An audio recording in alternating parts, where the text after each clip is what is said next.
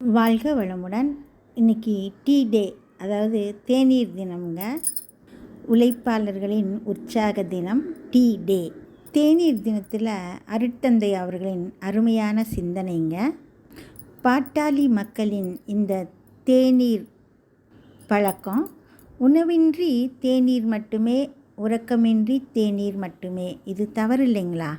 சுவைக்காக, சுறுசுறுப்பாக, கொஞ்சமாக அப்படிங்கிற நிலை மாதிரி பழக்கமாக, பகட்டாக, உழைப்பாளரின் வறுமையின் காரணமாக உணவிற்கு மாற்றாக உடல் நலத்தை ஏமாற்றும் பானமாக தேநீர் பல வடிவம் எடுத்து வந்திருக்குதுங்க.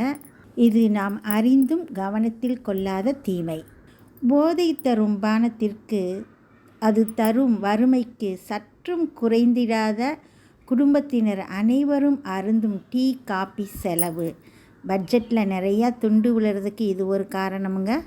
அதனால தான் நம்ம அருட்தந்தை அவங்க சமுதாய நல நோக்கில் பாமரர்களுக்கு முன் உதாரணமாக திகழ வேண்டி தொடர் 36 தொடர் பழக்கத்தை விட்டுட்டு 14/1/1970 முதல் இந்த காபி தேநீர் அருந்தும் பழக்கத்தையே விட்டுட்டாருங்க. அம்மா கொடுக்கும் ஆகாரம் அளவாய் கொள்ள வேண்டும், அதை சும்மா அதிகம் சாப்பிட்டால் சுகத்தை கெடுக்கும் அறிந்திடுவேன். இது பாடு பாப்பா பாடலில் குழந்தைகளுக்கு மகரிஷி அவங்க சொன்ன அறிவுரைங்க.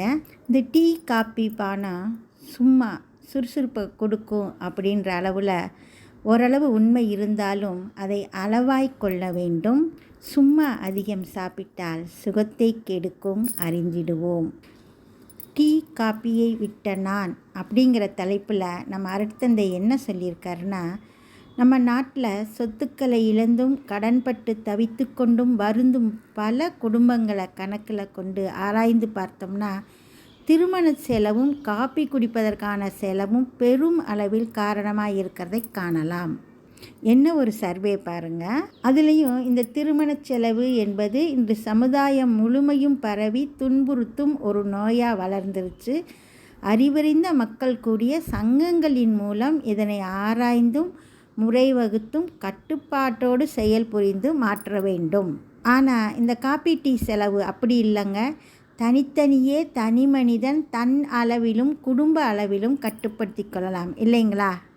அந்த காலத்து பட்ஜெட்டில் சொல்கிறாருங்க. ஒரு குடும்பத்தோட வருவாய் ரூபாய் 4000 அப்படின்னு வச்சுக்கிட்டோம்னா காப்பி டீக்காக மட்டுமே மாதம் 600 செலவாகுது அப்படின்னு சொல்கிறாருங்க. இந்த குடும்பத்தில் மாதம் ரூபாய் 600 துண்டு விழுந்துக்கிட்டே வர்றதுனால கடன் தொகை பெருகுது, சேமிப்பு செய்ய முடியாமலே போகிறது. இந்த நிலையில் காப்பி குடிப்பதை நிறுத்தினோம்னா பொருள்துறையில் பற்றாக்குறையாக துண்டு விழாது, மேலும் சேமிச்சும் வைக்கலாம் அப்படின்னு சொல்கிறாருங்க. பொருளாதாரத்துறையில் நிறைவு பெற ஆசைப்பட்டோம்னா அதுக்கு காப்பி குடிக்கிற பழக்கம் தடையாக இருக்குது அப்படின்னு கண்டா அதை மாற்றத்தானுங்க வேண்டும். ஒரே நாளில் இந்த காப்பி டீ குடிக்கிற பழக்கத்தை விட்டுற வேணாம். 1 மாத காலம் அப்படின்னு இதுக்கு ஒரு வரையறை வச்சுக்கோங்க. முதல் வாரத்தில் 2 ounce வீதம் ஒரு வேளைக்கு குறைச்சி கொள்ளுங்கள். 2வது வாரம் மேலும் 2 ounce குறைச்சிக்கோங்க. 3வது வாரத்தில் ஒவ்வொரு முறையும் பாதியாக குறைச்சிருங்க. அதாவது குடிக்கிற அளவை குறைக்கிறீங்க, குடிக்கிற காலத்தை குறைக்கிறீங்க. ஒரு நாளைக்கு 10 தடவை குடிக்கிறது அப்படிங்கிறத குறைச்சி 4, 3, 2, 1 அப்படி குறைச்சிக்கிட்டே வந்தீங்கன்னா மிகவும் நல்லதுங்க. முடியவும் செய்யும். இதோட காலை மாலை இதற்கென உட்கார்ந்து காப்பி டீயினால் ஏற்படும் கேடுகளையும் அதை நிறுத்தி விடுவதால் எதிர்பார்க்கப்படும் நலன்களையும் பல தடவைகள் நினைவில் கொண்டு உறுதிமொழியாக திருப்பி திருப்பி கூறிக்கொள்ளுங்கள். பிறகு ஒரு குறிப்பிட்ட நாள் வந்தவொன்னே அடியோடு நிறுத்திடலாம்ங்க. காப்பி குடித்திட்ட நிறுத்திட்டா தலைவலி வரும் சிலருக்கு காப்பி குடித்து கொண்டே இருக்கும் காலத்தில் தலைவலி வந்தால் என்ன செய்வோமோ அதையே இப்பையும் பின்பற்றலாம்ங்க. காஃபி டீ இது மட்டும் இல்லைங்க. எந்த போதைப் பொருள்களை உணவாக நாம் உட்கொள்வது மிகவும் தீங்கு தரும். காஃபியோ டீயோ வேறு எந்த பானமோ அது கேடு, இந்த பழக்கம் கேடு அல்லது வேண்டாத ஒன்று அப்படின்னு நம்ம கண்டால் அதை மாற்ற மாற்றிக்கொள்வது தான் அறிவின் சிறப்பு. குண்டலினி யோக பயிற்சியில் பெரும் மனோவலிவு இதுக்கு கூட உதவலைன்னா வேறு எந்த பெரிய காரியத்தை நம்மளால் சாதிக்க முடியும் அப்படின்னு கேள்வி கேட்குறாருங்க. காலையிலே புஞ்சை தானியத்தாலான கஞ்சி ஒன்று தேங்காயோடு ஒக்கும். மேலும் வேலை முடித்திட்ட பின்னர் பகல் சாப்பாடு விதவிதமாய் காய்கறி வகையோடு அரிசி சாதம். மாலையிலே காய்கறிகள் கோதுமையின் மாக்கொண்டு தயாரிக்கும் உணவு போதும்.